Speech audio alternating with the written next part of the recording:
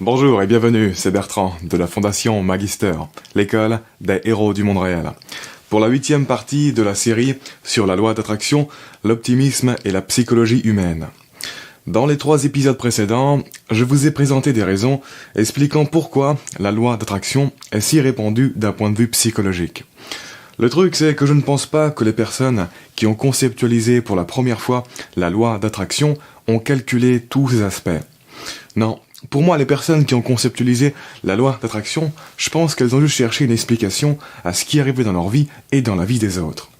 Ils ont cherché une explication pour les relations entre les pensées et la réalité que le manifeste.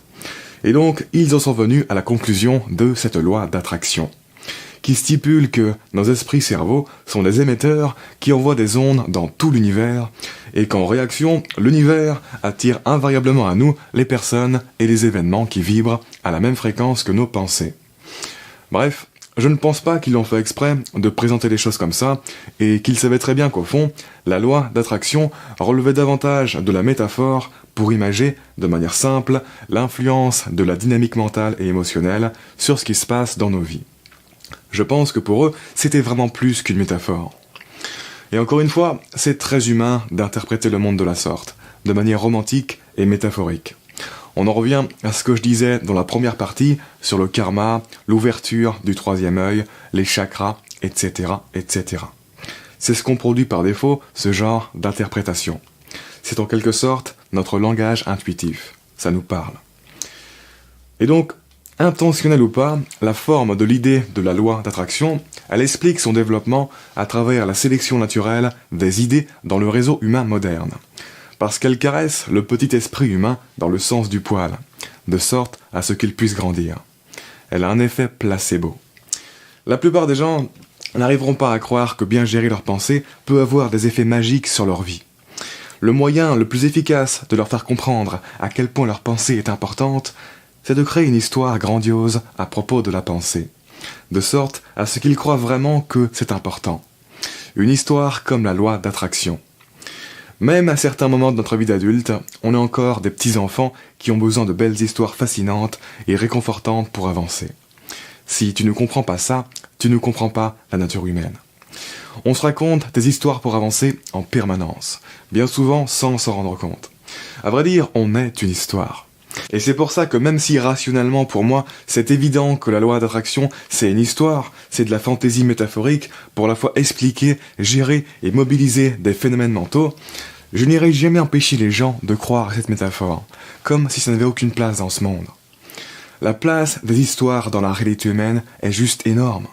Encore une fois, notre ego même est une histoire que notre organisme se raconte. Et on ne peut pas renier qu'étant donné le fonctionnement et les limites de notre cognition, dans la pratique, il existe des modèles qui fonctionnent mieux, qui donnent de meilleurs résultats, justement parce qu'ils sont mythiques et fantaisistes, et que notre esprit répond bien à ça. C'est son langage. On ne peut pas renier que des modèles mythiques et fantaisistes ont permis de changer des vies et mener beaucoup de personnes au succès. On ne peut pas renier que, dans une certaine mesure et dans beaucoup de conditions, ça marche beaucoup mieux que toutes les idées rationnelles que l'on peut développer. Et on en reparlera bientôt de toutes ces histoires, de toutes ces idées placebo qui ont le pouvoir de changer le fonctionnement de notre psychologie et le cours de notre vie. L'effet placebo, c'est quelque chose qui n'est pas bien compris actuellement. Et je vous expliquerai en quoi c'est beaucoup plus que ce que les gens imaginent. Je vous expliquerai en quoi c'est quelque chose qui est essentiel et toujours actif chez les personnes en bonne santé. Moi, je suis un étudiant de la nature humaine. Ce qui est vraiment intéressant pour moi, ce n'est pas est-ce que telle ou telle idée est vraie ou fausse en elle-même. Non, c'est pourquoi et comment les idées fonctionnent et impactent notre existence indépendamment de leur véracité. Pourquoi telle idée est présente dans notre réalité? Quel est son rôle? Quel est son impact sur le déroulement de la vie? Ce sont des questions qui sont pour moi beaucoup plus intéressantes que de savoir si telle idée est vraie ou fausse. Et d'ailleurs, pour en revenir à la popularité de la loi d'attraction, ce n'est pas un hasard. Et je suis quasiment certain que ces vidéos que je tourne actuellement vont à long terme être beaucoup plus vues que beaucoup d'autres de mes vidéos. Justement parce qu'elles parlent de la loi d'attraction et que l'esprit humain a une propension à apprécier ce genre d'idées. Après, vu la façon dont j'en parle, je serais étonné de ne pas avoir de retour négatif de certaines personnes qui n'arriveront pas à comprendre que je ne suis pas du tout anti-loi d'attraction. De la même manière que je ne suis pas du tout anti-ego, que je ne suis pas du tout anti-libre arbitre, anti-responsabilité, anti-Dieu ou même anti-Père Noël. Alors même que ce sont aussi des histoires pour moi. Mais le truc pour moi, c'est que les histoires, c'est aussi tangible que le monde physique. Ce n'est pas du tout du vent, c'est puissant, ça structure l'existence à un niveau supérieur. William James, l'un des pères de la psychologie moderne, le déroulement du début de sa vie, c'était pas vraiment la joie. À un moment donné, ça ne valait plus la peine pour lui de continuer de souffrir comme ça. Il voulait se suicider. Mais avant ça, il a décidé de mettre en place une expérience. Et son expérience, c'était de se croire responsable de tout ce qui lui arrive dans sa vie pendant 1 an.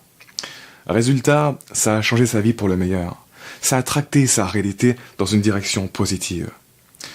Ne sous-estimez pas le pouvoir des histoires que vous racontez. Sans les histoires, la réalité humaine telle qu'on la conçoit et tout ce qui s'y passe, ça n'existerait tout simplement pas. Mais bon, pour certaines personnes, ce que je dis dans cette série de vidéos, ça va probablement faire comme si je disais à des jeunes enfants que les cadeaux du Père Noël sont bien réels, mais que cela dit, ce n'est pas vraiment le Père Noël qui apporte les cadeaux du Père Noël. Ils ne vont pas trop comprendre que c'est possible d'avoir l'un sans l'autre. Et je ne leur en veux pas à ces personnes qui ne comprendront pas. Moi non plus, je n'aurais pas vraiment compris sans y avoir beaucoup réfléchi. Le fonctionnement de notre psyché est vraiment quelque chose d'assez mystique et contre-intuitif. Encore une fois, la vie, ce n'est vraiment pas quelque chose d'essentiellement rationnel.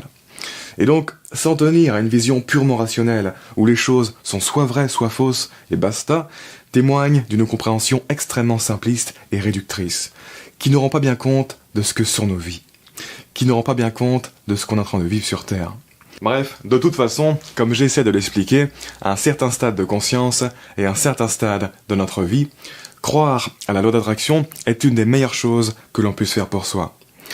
En tout cas, c'est mieux de croire et d'utiliser la loi d'attraction si on ne comprend pas du tout les mécanismes psychologiques complexes qu'il y a derrière, que de ne pas y croire et de ne pas l'utiliser alors qu'on ne comprend pas non plus les mécanismes psychologiques complexes qu'il y a derrière. Au moins, dans le premier cas, sans vraiment le savoir et sans trop comprendre pourquoi, on tire parti de ces mécanismes psychologiques complexes. Pour en revenir à ce que je disais dans le 2e épisode de cette série, pour moi, la différence des événements que l'on manifeste dans notre existence par rapport à ce que d'autres personnes manifestent s'explique en très grande partie par la différence de calibration de la réalité que notre esprit-cerveau prédit et développe en permanence. Réalité prédite qui conditionne notre façon d'être et de vivre.